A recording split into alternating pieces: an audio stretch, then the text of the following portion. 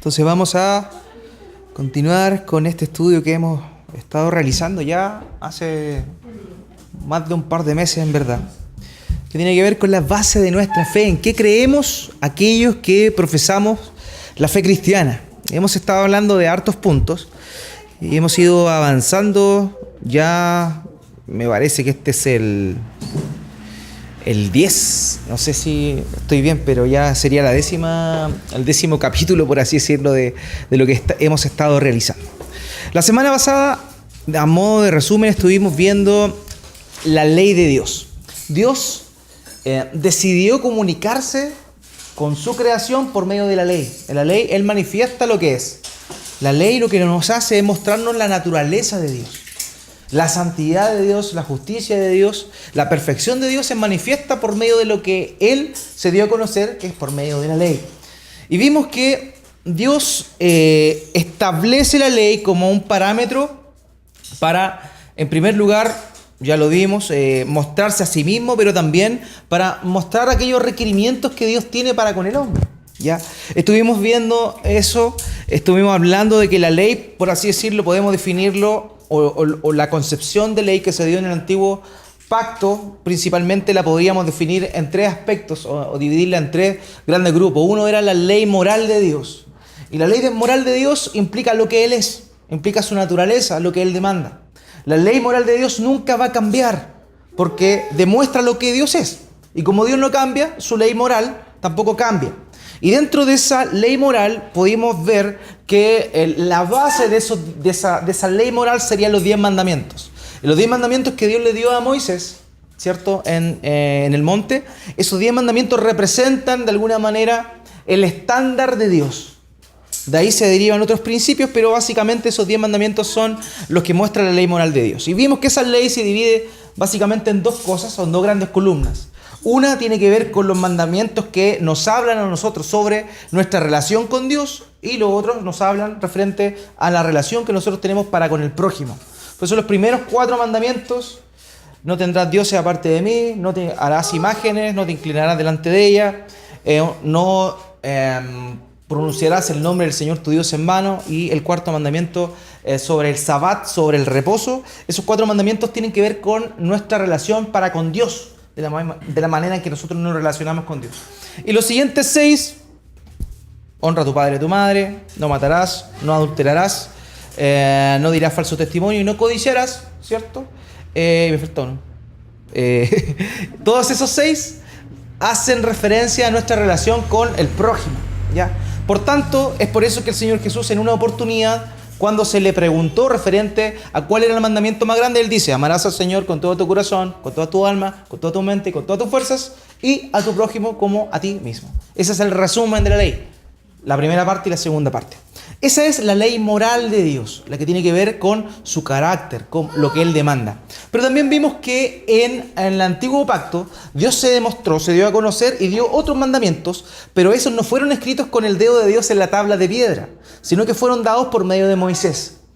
Uno de esos grupos, por así decirlo, correspondería a las leyes ceremoniales.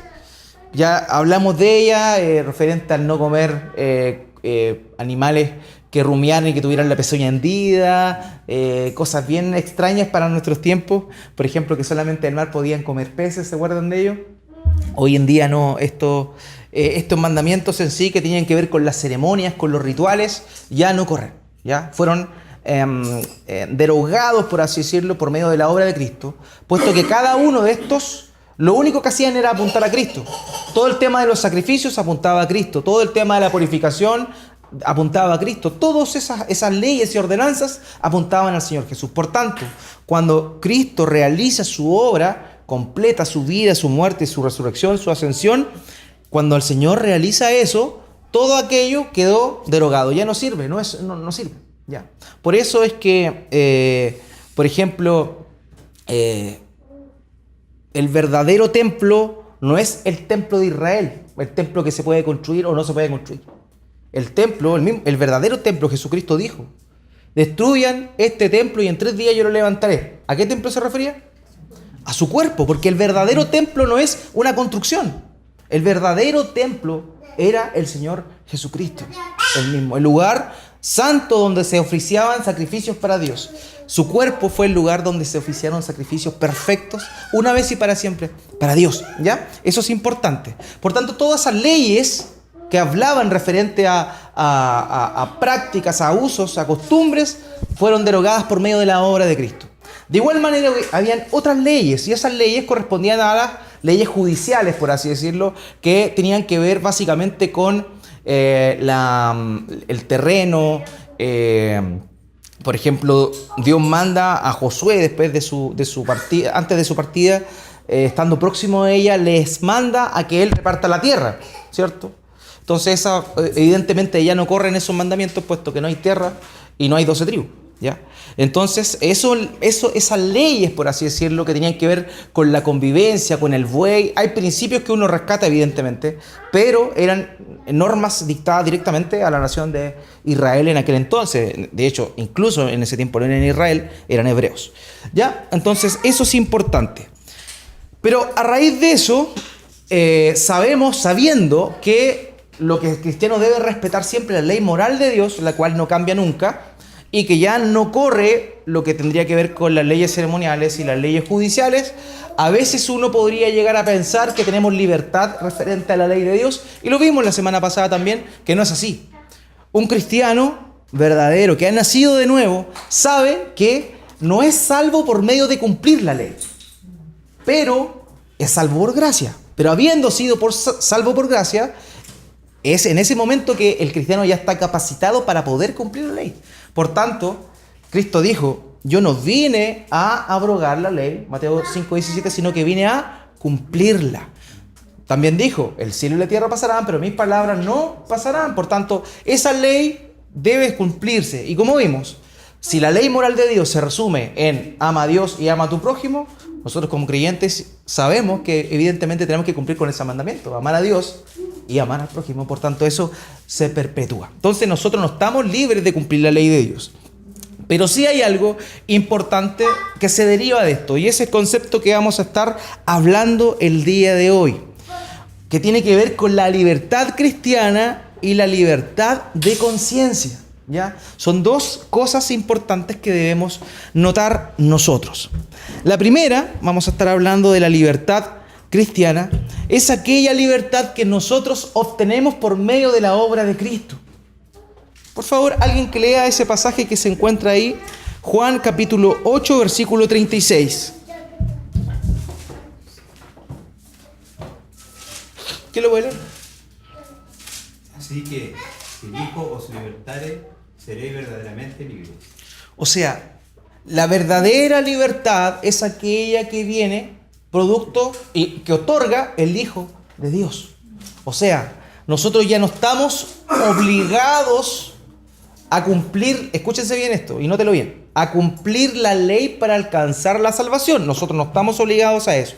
Nosotros estamos obligados a cumplir la ley porque Cristo la cumplió por nosotros y ahora nosotros sí podemos hacerla, ¿ya? Eso es importante. Por eso, el concepto de gracia es súper vital para nosotros, entender que hemos sido salvados por gracia, ¿ya? Pero el otro concepto también es importante.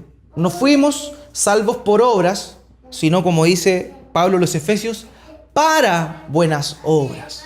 Por tanto, cuando nosotros hemos nacido de nuevo, hemos sido salvados, tenemos la responsabilidad de cumplir con la ley de Dios.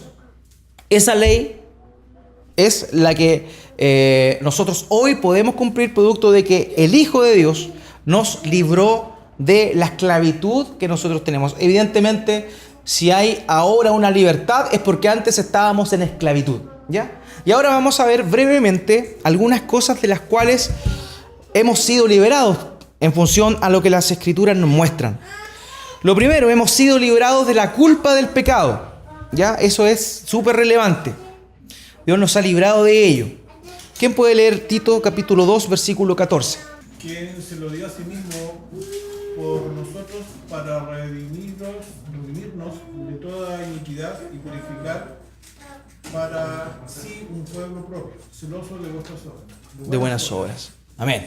Entonces, eso es lo primero que nos muestra acá. Este texto nos habla de que Él se dio a sí mismo por nosotros para redimirnos, ¿ya? Y esa redención es interesante notar qué es lo que implica.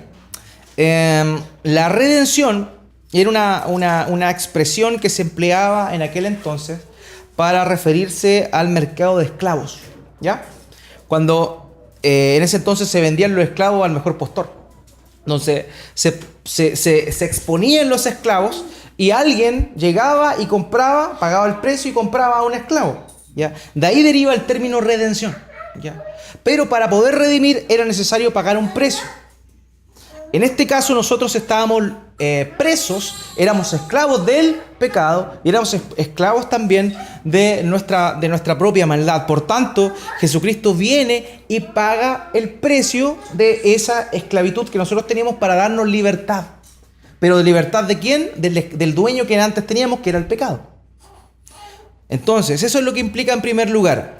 La obra de Cristo, si tú has creído en Cristo, tú tienes libertad de la culpa del pecado.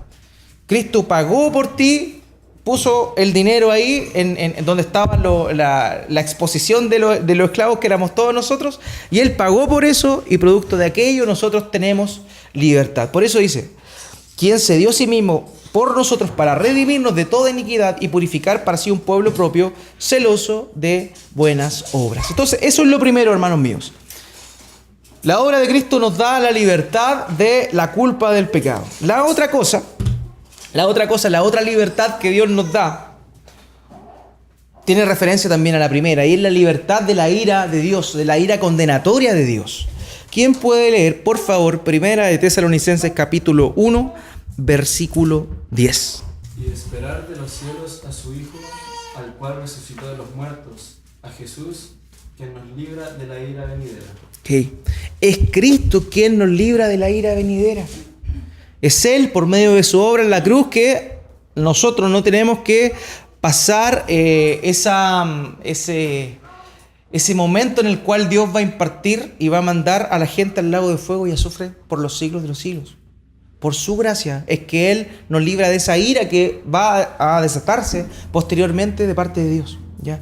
Por eso es que Él nos libra de ese momento también, ¿ya? Esto sería lo segundo. Es Cristo Jesús quien nos libra a nosotros de la ira venidera. También nos da libertad de la maldad del mundo presente. Esto es necesario que lo entendamos bien. No quiere decir que estamos ajenos al mundo, eso está más que claro, estamos inmersos en el mundo.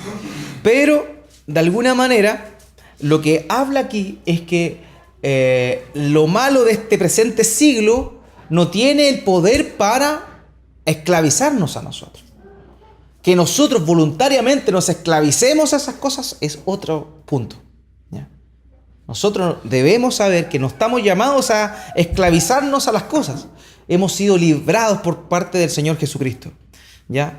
Dice aquí Gálatas capítulo 1, versículo 4. ¿Quién lo puede leer, por favor? El cual se dio a sí mismo por nuestros pecados para librarnos del presente siglo malo, conforme a la voluntad de nuestro Dios y Padre. Entonces hay una libertad también de este tiempo, de este mundo. Este mundo sabemos que está regido por el príncipe de la potestad del aire, ¿cierto? Y que Él gobierna aquí, porque hay evidentemente un permiso de parte de Dios para ello, ¿ya? Él gobierna. Sin embargo, debemos notar aquí que nosotros, por producto de la obra de Cristo, no estamos esclavizados a eso, ¿ya? Somos libres de eso. Y es ahí donde viene nosotros la responsabilidad de no dejarnos esclavizar por esas cosas, ¿ya? Todo lo que tiene que ver con las tendencias actuales, nosotros no estamos llamados a seguir modas y esas cosas. Más bien podemos oponernos de alguna manera a esas cosas, ¿ya? La esclavitud de Satanás, eso también es importante. Éramos esclavos también en ese aspecto de Satanás. Fíjense lo que dice Hechos capítulo 26, versículo 18. Para que abra sus ojos, para que se conviertan de las tinieblas a la luz y de la potestad de Satanás a Dios, para que reciban, por la fe que es en mí, perdón de pecados y herencia entre los santificados. Ok, entonces ya las personas que hemos sido salvadas por la obra de Cristo, tenemos libertad también de la esclavitud que había previamente a Satanás. Satanás es el príncipe de este mundo. Así también el Señor Jesucristo se refiere a él. Por tanto, debemos entender que ya habiendo Cristo pagado el precio de nuestra libertad, ya no somos esclavos de Satanás. Eso es importante. Ok.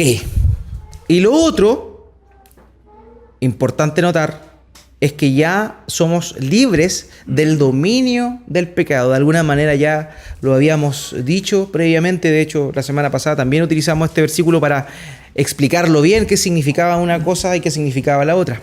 ¿Quién lo puede leer, por favor? Romanos capítulo 6, versículo 14. Porque el pecado no se enseñoreará de vosotros, pues no estáis bajo la ley, sino bajo la gracia. Ya.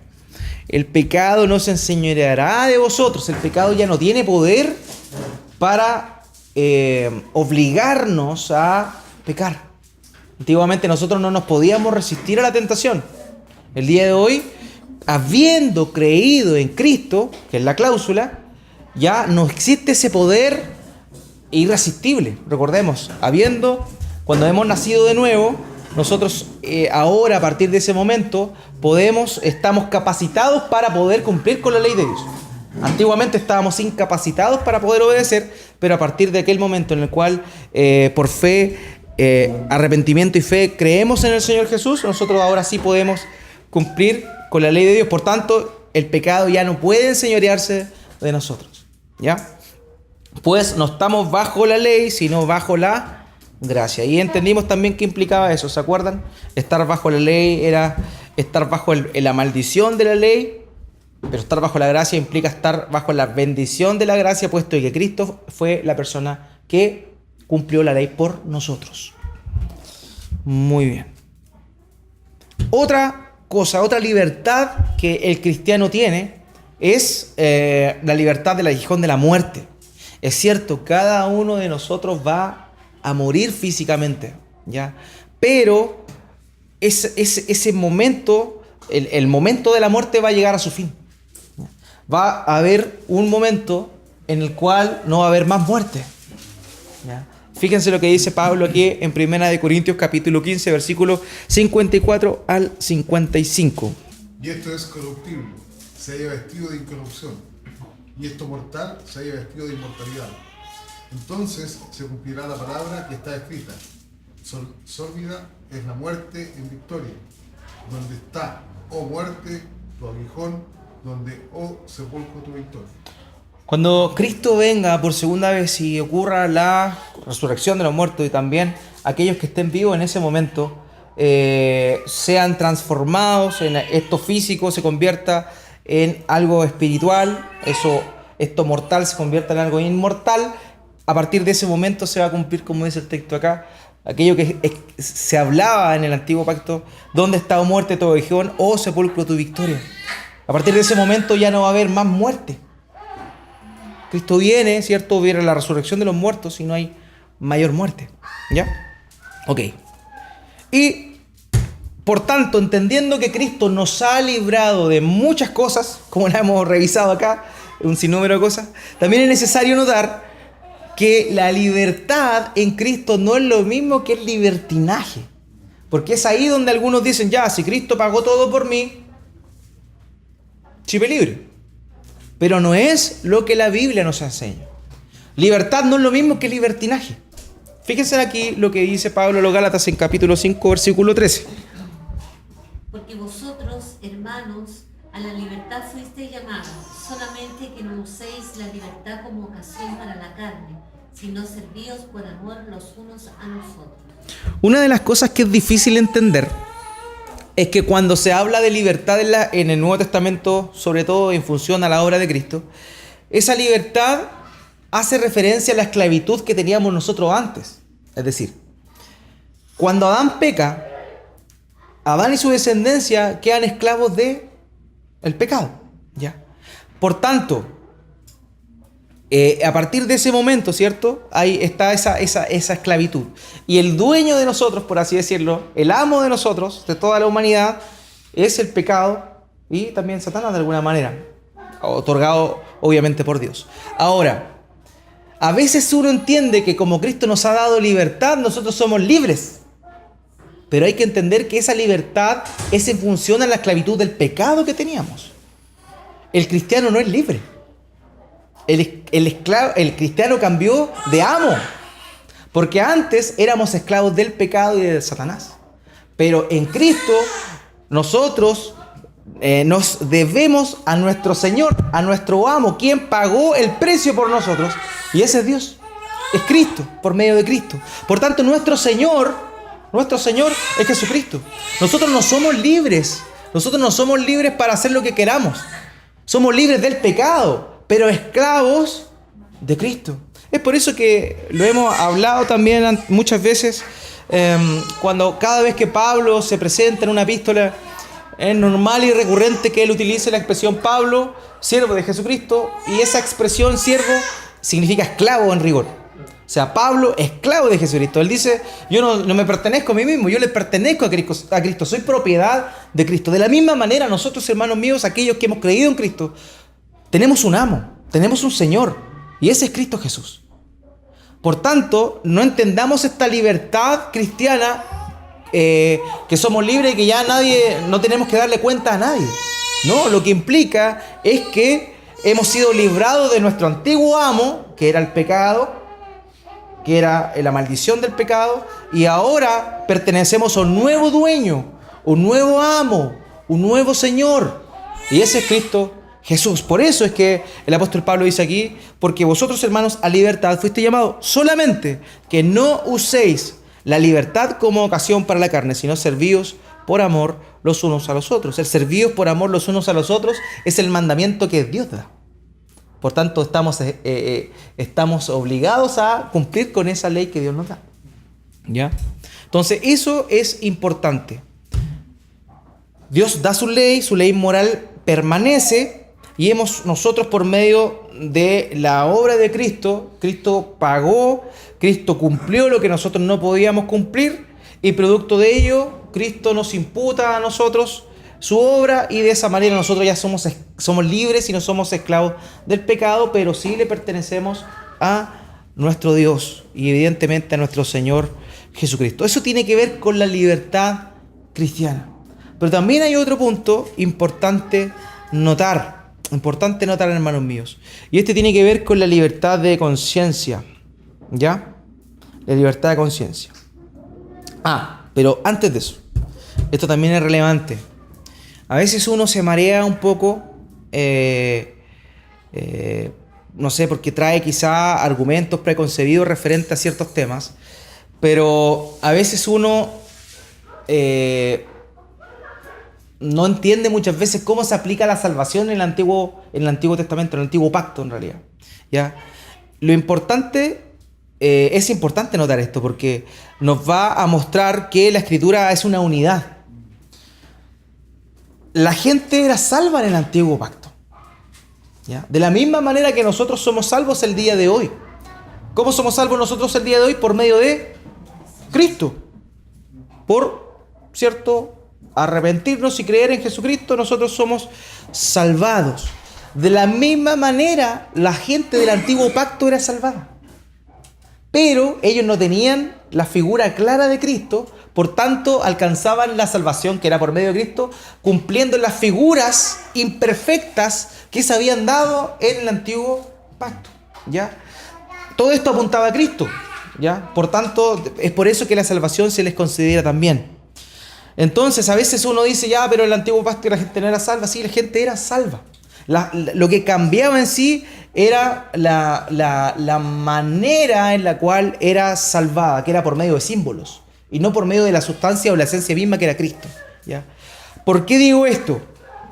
Porque la gente en el Antiguo Testamento también tenía esta libertad que nosotros tenemos el día de hoy, salvo que ellos no tenían la libertad de la ley ceremonial y la ley judicial.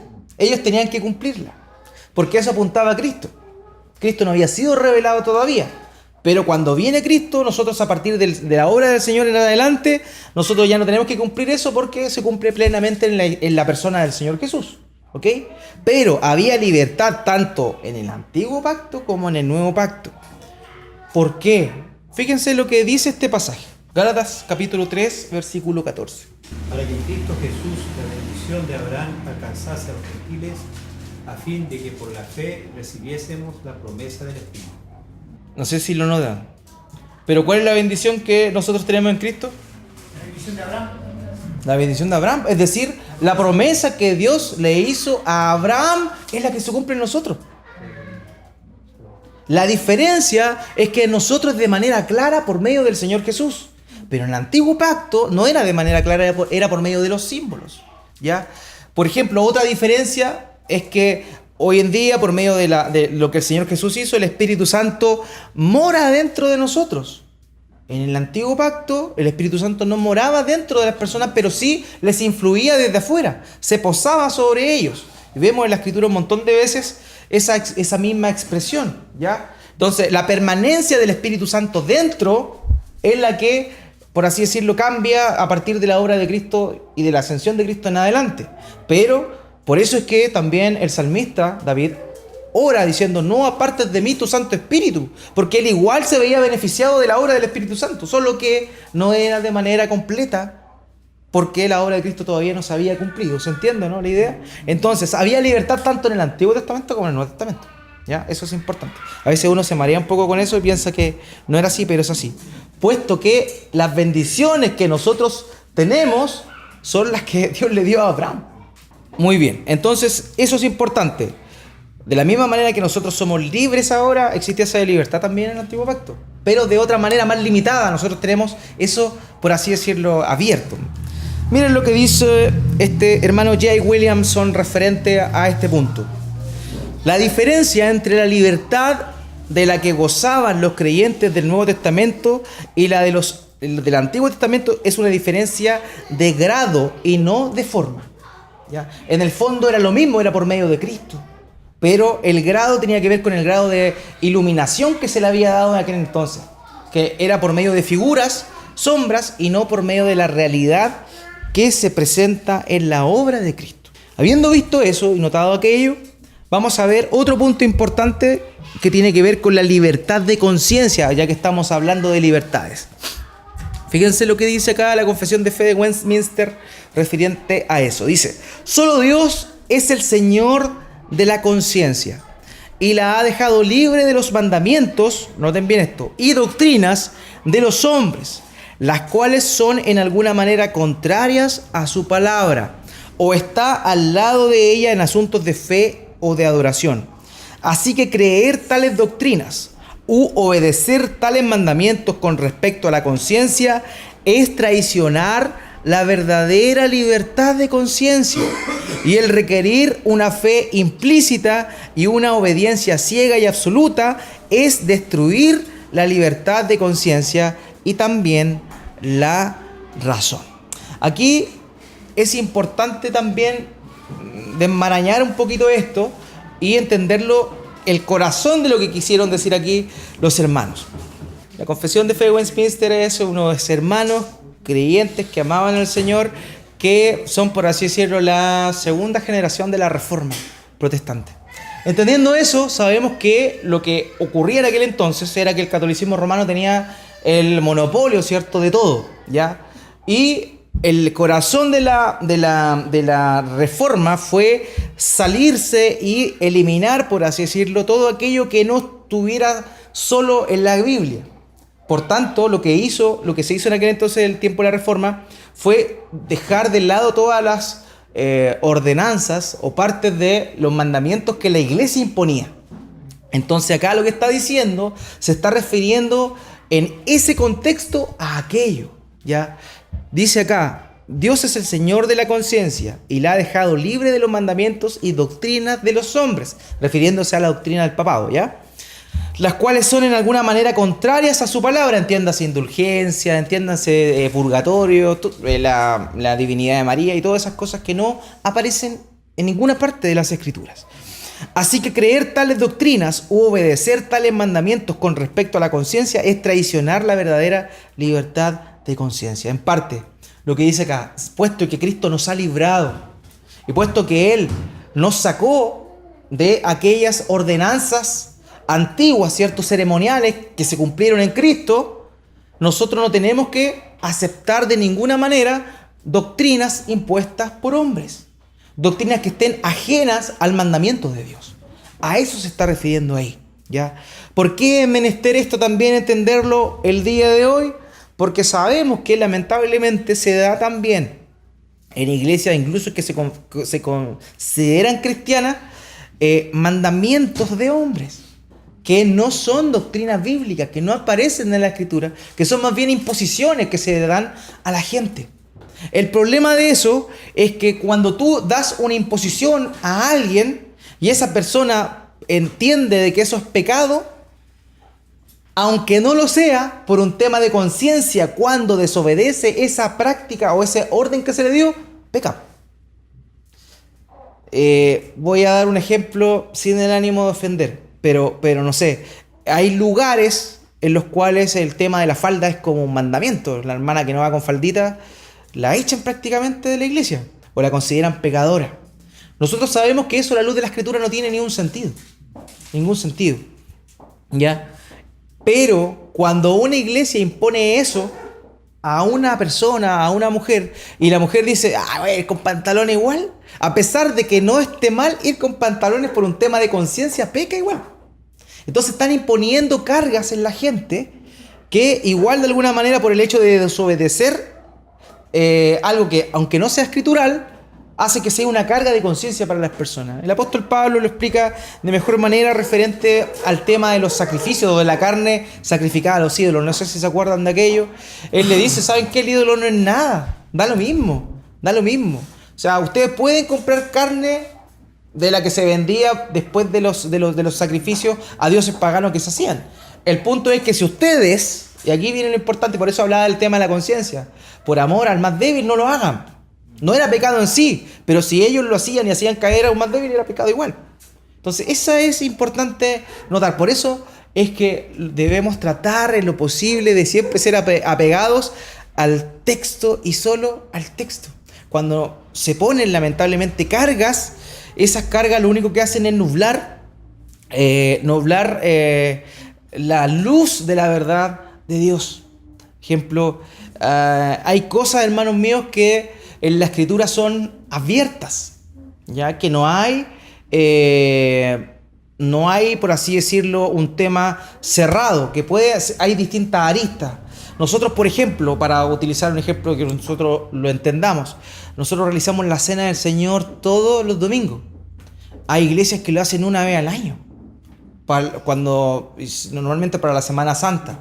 Ahora, ¿está bien que lo hagan una vez al año en Semana Santa? Está bien, porque la Biblia en ninguna parte dice háganlo todos los domingos o háganlo una vez al año. El punto es que si nosotros decimos, nosotros lo celebramos toda la semana, entonces ellos deberían celebrarla toda la semana, eso está mal, porque nosotros estamos poniendo una carga que no correspondería. De la misma manera, ellos para con nosotros. ¿Se dan cuenta de aquello? Entonces, por eso es importante entendiendo que somos libres, no tener este sentido de imposición o agregarle más cosas a lo que la Biblia dice, a lo que la Escritura enseña. Eso es importante. Hay un dicho popular que dice que dentro de toda persona hay un papa. Y es verdad, porque a nosotros nos gusta imponer las cosas que nosotros hemos entendido a los demás. ¿Ya? Eso está mal. Si tú has tenido un convencimiento de algo en específico, tú tienes que cumplirlo para ti, pero no debes imponérselo al otro. ¿Ya? No debes imponérselo al otro. Eso es importante. Igual se da con el tema del tema del alcohol, por ejemplo. Se da también, hay iglesias que está prohibido tomar. Se entiende dentro de su contexto también. A veces hay muchos hermanos que han tenido problemas con eso. Entonces dicen, para no hacer ocasión de tropiezo, se prohíbe el alcohol. ¿Ya? Y eso, a la larga, si se hace una imposición, se está haciendo mal. Ahora, si un hermano o yo estoy en una reunión con hermanos y yo sé que un hermano mío ha tenido problema con el alcohol, aunque sospeche de eso, yo me abstengo de tomar. ¿Se dan cuenta? Eso no es una obligación, es algo personal, el cual yo no se lo tengo que dar al otro, pero yo por amor a mi hermano voy a abstenerme. ¿Se dan cuenta? Esa es la libertad cristiana y la libertad de conciencia. Y eso es relevante. Nosotros no estamos llamados a imponerle las cosas que nosotros hacemos al otro. ¿Ya? Si tú te levantás a las 5 de la mañana a orar, no se lo impongas a tu hermano. Gloria a Dios porque tú lo haces. Pero no se lo impongas a tu hermano. Porque es algo que tú has entendido y que el Señor te ha llamado a ti. ¿Ya? Eso es importante, otro ejemplo más. ¿Ya? Así que eso, hermanos míos, por eso es que cada vez que nosotros le metemos algo más o normamos las cosas, en realidad en vez de ordenarla, lo que estamos haciendo es imponer cargas. Imponer cargas. Por eso, no sé, otro tema, el bautismo. Algunos dicen, es por inmersión, tenéis que estar sumergido completamente. Otros dicen, no, es aspersión. Otros dicen, no, es difusión. Da lo mismo, o sea, bautízate, ¿ya? Bautízate. Aunque la Escritura habla de inmersión y se puede entender también como un lavamiento por aspersión, da lo mismo. O sea, si tú lo has entendido de una forma y en la iglesia, por ejemplo, acá lo hacemos con inmersión no. Hay casos especiales en que algunas personas no van a poder sumergirse. Imagínense una persona que conoce a Cristo ya avanzado en edad, lo metemos al agua, el viejito le va a dar una bronconeumonía y se va, po. Entonces, ¿qué hacemos? Por aspersión nomás. ¿Se dan cuenta de eso, no? Eso es importante. O sea, porque algunos hermanos que son bautistas, no, por inmersión, y si no, no vale. Si nosotros hemos entendido algo de una manera, está bien para nosotros, pero no lo impongamos al resto. Porque si no, eso es, esa imposición no le agrada a nuestro Dios. Ahora bien, fíjense en esto. Hechos capítulo 5, versículo 29. Respondiendo Pedro y los apóstoles, dijeron: es necesario obedecer a Dios antes que a los hombres. ¿Se dan cuenta de esto? Aquí lo que en el contexto era que los apóstoles estaban predicando en el nombre de Cristo y los tomaron presos, los castigaron, los azotaron y les dijeron: dejen de predicar en el nombre de Cristo. Entonces ellos le dicen: oye, es necesario obedecer a Dios antes que a los hombres. Eso es importante. Por eso las normas impuestas no son de Dios, son de los hombres. Y es ahí donde nosotros debemos tener el cuidado necesario, ¿ya?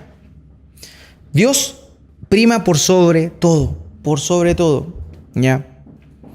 No sé, de pronto hay casos en los cuales se da y se ha dado, y lo he visto de manera personal.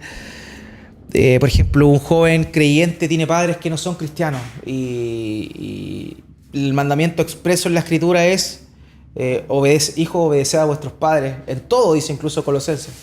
Entonces, ya, pero si tu padre no es creyente y te está instando a robar, oye, pásame esta factura, modifícame la factura, no sé, estoy dando un caso que se puede dar.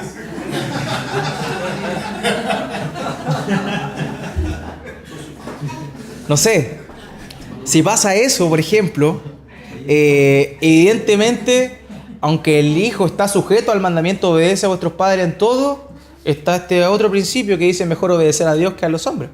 Entonces prima el honrar a Dios. ¿Se dan cuenta de esto? Entonces hay que tener bastante criterio y sabiduría para poder emplear la libertad de conciencia, ¿ya? Eso es necesario. Por eso, hermanos míos, la única manera es que nosotros estemos en conexión con Dios, para que tengamos la sabiduría de Dios. Por eso busquemos al Señor siempre, para que sepamos realmente lo que Él quiere, lo que Él desea. Cuando nosotros ponemos a tomar decisiones y a determinar esto lo vamos a hacer así como iglesia, lo que estamos haciendo es dejar de lado a Dios. Busquemos al Señor y que el Señor nos guíe a hacer esto sin imponer esto otro.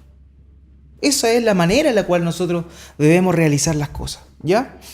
El principio de este pasaje, leámoslo primero, por favor. Romanos capítulo 12, versículo 2. No os conforméis a este siglo, sino transformaos por medio de la renovación de vuestro entendimiento, para que comprobéis cuál sea la buena voluntad de Dios, agradable y perfecta.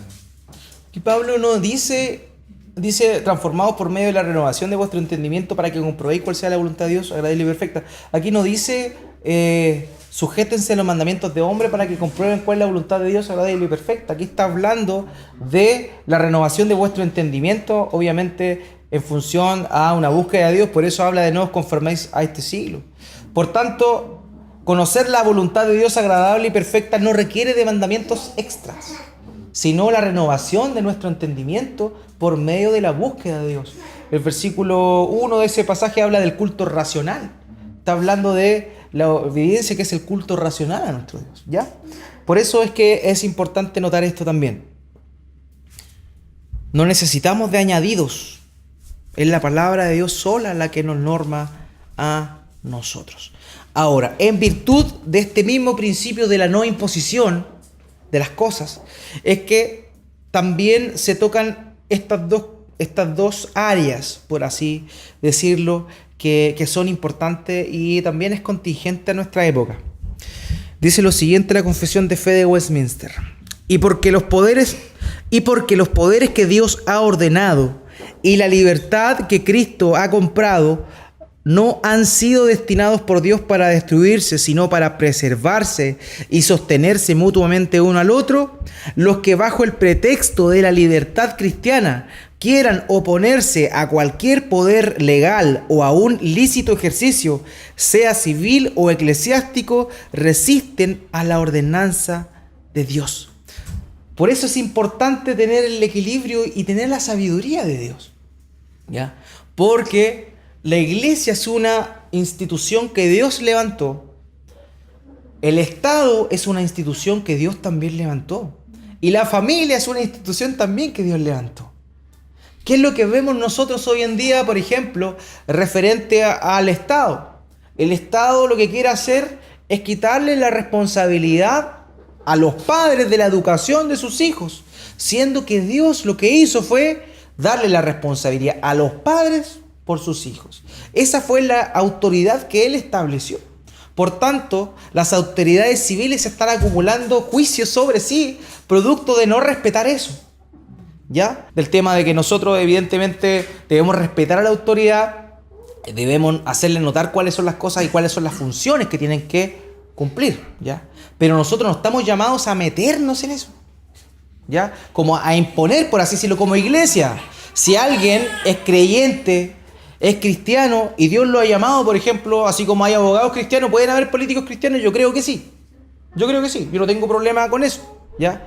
Pero es distinto a que la iglesia, no sé si se me entiende, la iglesia ejerza un poder o quiera de alguna manera, como iglesia, contrarrestar a la autoridad que Dios le ha dado al Estado. La imposición, ¿qué es lo que ocurría en el tiempo previo a la Reforma?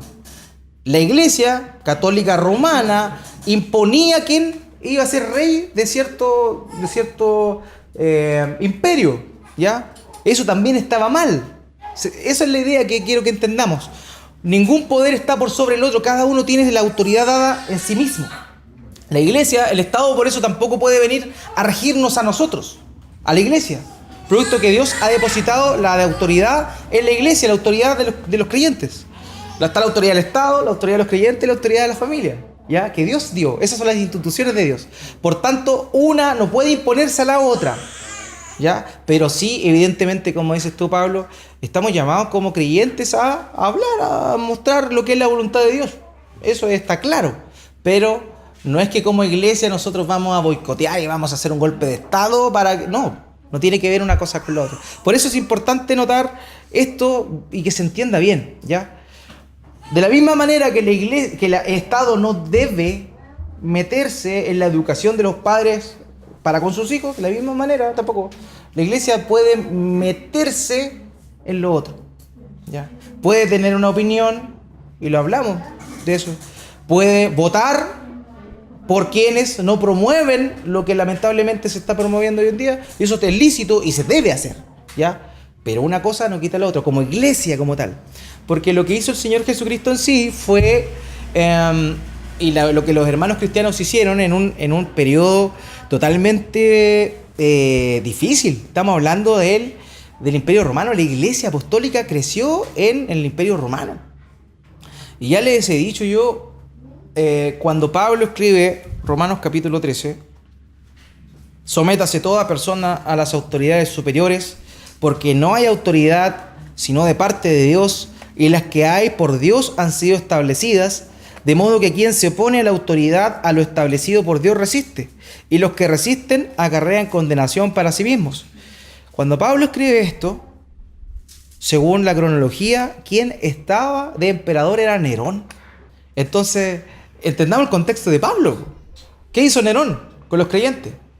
Mandó a matar a todos y le echó la culpa a los creyentes de que él en sus caprichos había destruido Roma para cambiar la capital del lugar. Entonces, ese emperador malévolo es al cual Pablo está diciendo aquí de alguna manera: sométanse a toda persona a las autoridades superiores. Entonces, una cosa es sí decir, evidentemente el emperador en ese tiempo no estaba haciendo lo correcto, no estaba glorificando a Dios, eso está claro, los creyentes lo decían. Pero nunca vemos una oposición de Pablo. Pablo nunca hace un tumulto contra Roma para hacer un motín o algo por el estilo. No vemos eso en él.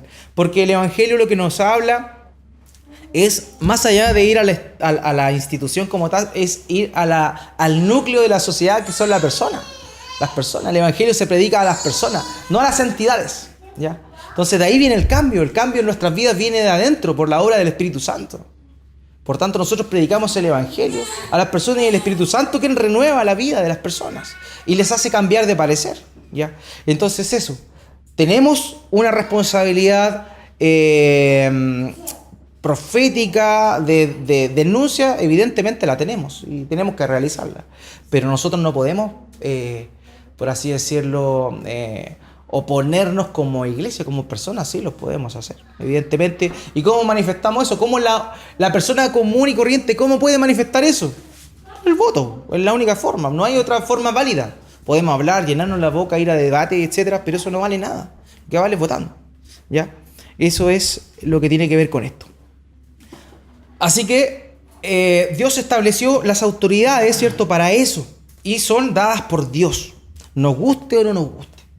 ¿Ya? Si te gustó Bachelet, no te gustó Bachelet, hermano, Dios la puso, ¿ya? Si te gusta Piñera, no te gusta Piñera, Dios permitió que estuviera ahí, en su soberanía, ¿ya? Así que no nos queda otra que nos guste o no nos guste, como dice acá, someternos, sujetarnos a eso, ¿ya? Eso es el mandamiento que Dios da. De la misma manera, hermanos míos, y esto tiene que ver con la iglesia, Dios estableció la autoridad de la iglesia, el Estado no puede meterse aquí. El Estado no puede meterse e imponernos. Por eso también en algunos países se está obligando a las iglesias a que casen homosexuales, por ejemplo. Eso no debiese pasar, no debiese ocurrir. Lamentablemente está ocurriendo, ¿ya? Pero es algo que al Estado no le corresponde hacer, porque no debe hacer eso. Y va a recibir juicio justo por ello. Pero la iglesia también fue dotada de una autoridad. Por tanto, cada uno de nosotros estamos sujetos a esa autoridad como iglesia. Fíjense lo que dice Mateo 18, capítulo 15 al 18. Por tanto, si tu hermano peca contra ti, ve y repréndele, estando tú y él solos. Si te oyere, has ganado a tu hermano. Mas si no te oyere, toma aún contigo a uno o dos, para que en boca de 2 o 3 testigos conste toda palabra. Si no los oyere a ellos, dilo a la iglesia. Y si no oyere a la iglesia, tenle por gentil y publicano. De cierto os digo que todo lo que atéis en la tierra será atado en el cielo, y todo lo que desatéis en la tierra será desatado en el cielo.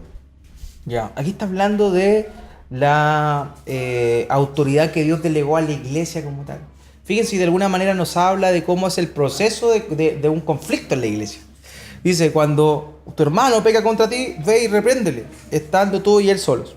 No pélalo, no sapéalo, no acúsalo. No, es, si alguien pega contra ti, ve y repréndele, estando tú y él solos. ¿Sabes que, hermano, tú hiciste esto conmigo? Y en el amor del Señor tú vas con la disposición a perdonarlo por lo que te hizo. Ahora, si él te oyera, ganado un hermano.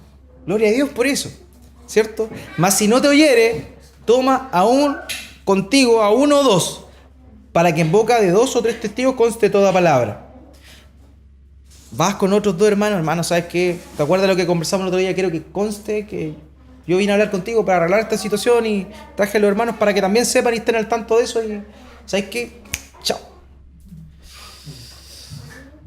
Dilo a la iglesia, recién, ¿se dan cuenta, no? Recién, o sea, después de lo personal, después de ir con hermanos, y después dice, dilo a la iglesia. Y recién todos saben lo que pasó. Lamentablemente a veces todo el rey va a la primera. Me hiciste algo gentil y publicano y chao. Pero no, lo que dice aquí la Escritura, lo que dice el Señor Jesucristo es el orden que Él estableció para desarrollar la disciplina en la iglesia. Ya, si no los oyere de ellos, dile a la iglesia. Y si no oyere a la iglesia, fíjense, toda la iglesia tiene el corazón para decirle, hermano, arrepiéntete por lo que hiciste. Aquí no está diciéndole que la iglesia vayan y confróntelo, no. Está diciendo, dilo a la iglesia. Si la iglesia no lo oyere, quiere decir que toda la iglesia de alguna manera se acercó a la persona para decirle, oye, cometiste este error, ¿es verdad? Sí, es verdad. O es mentira la cuestión, arrepiéntete. Y si no hace eso, recién tenle por gentil y publicano. Fíjense la cláusula que ocupa acá. De cierto os digo que todo lo que atéis en la tierra será atado en el cielo, y todo lo que desatéis en la tierra será desatado en el cielo. Aquí hay lamentablemente, hay mucha controversia referente a esto. En realidad no hay controversia, pero hay algunos que han malinterpretado estos textos y dicen, bueno, hermano, átalo, desátalo. Te ato, te desato y cosas por el estilo. Y se refieren, no sé, me acuerdo una vez cuando era chico, en una iglesia ataban los demonios y los desataban, era bien chistoso. Te ato, demonio, y cosas así. Pero a lo que se está refiriendo acá es en este contexto de la disciplina en la iglesia, ¿ya? Y la palabra desatar que se emplea acá es la palabra que comúnmente también se traduce como perdonar, Por tanto, también puede ser loable.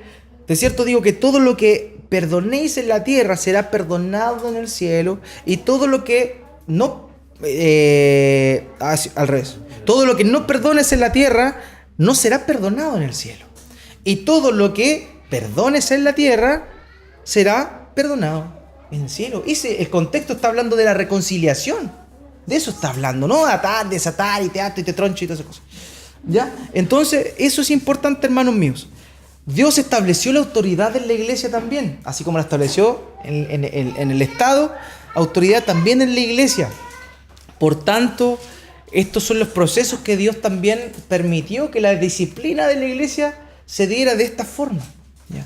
Una iglesia que no cumple o no hace disciplina en momentos determinados, cuando alguien es miembro de la iglesia, por ejemplo, y peca deliberadamente y públicamente, y se realiza todo esto, estos pasos que el texto habla acá, aquí la iglesia tiene la autoridad, por así decirlo, de excomulgarlo. ¿Qué implica excomulgarlo? Y lo vamos a ver en su momento también cuando hablemos de la disciplina de la iglesia. La excomulgación no es decirle, ¿sabes qué más? No vengáis más a la iglesia. No tiene que ver con eso. La excomulgación es no hacerlo más parte o no reconocerlo más como un creyente. Esa es la excomulgación. No es, ¿sabes qué más? No vengáis más para acá. Te prohíbo que cuando entres te va a cerrar la puerta de la cara. No se refiere a eso, ¿ya? Eso no se refiere. Pero es parte de la autoridad que Dios le dio a la iglesia también. Por tanto, así como el mismo, por así decirlo, la misma responsabilidad que tiene un Estado que no aplica la espada para impartir justicia, ¿cierto? El Estado tiene la responsabilidad dada por Dios, la autoridad para impartir la espada, impartir justicia, ¿cierto? Eso dice también el texto en Romanos capítulo 13.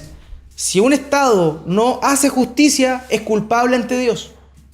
De la misma manera, si una iglesia no hace justicia conforme a lo que está establecido acá, obviamente primando el amor y la misericordia, porque insisto, para algunos es al tiro gentil y publicano y chao, me hiciste algo, no te perdono y te vas.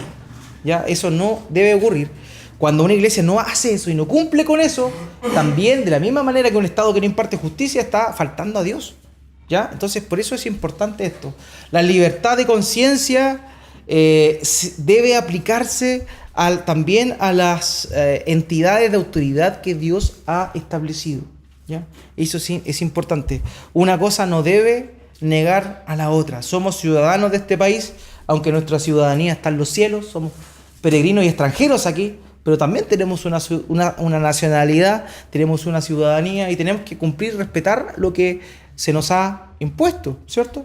Eso lo debemos hacer.